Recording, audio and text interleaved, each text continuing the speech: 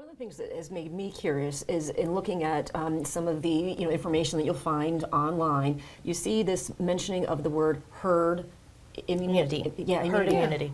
What's your take from your perspectives of what this means, and does this really apply to the situation? Is it a real thing to look at? Yeah, I'd like to answer that. So when the concept of herd immunity was first introduced, it actually applied to natural infections. So unfortunately, vaccines cannot really provide herd immunity due to the fact that vaccines don't trigger the immune system in the same way that a natural infection would. So what happens is you have some short-term efficacy with these vaccines, and then eventually the antibodies that you develop will wane, and it will leave you vulnerable to infection again.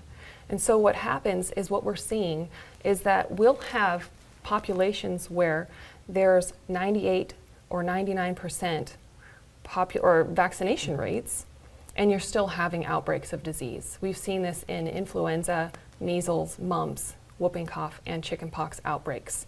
And one of the last measles outbreaks that occurred in 2011 in New York was actually started by a fully vaccinated 22-year-old.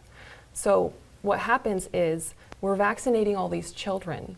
Even if we vaccinated 100% of the children in the United States, we still would not achieve herd immunity because these vaccines wear off by the time you're an adult, by the time you're around 20 years old, or even sooner than that. The pertussis vaccine, for example, wears off by the time the child is 5 years old.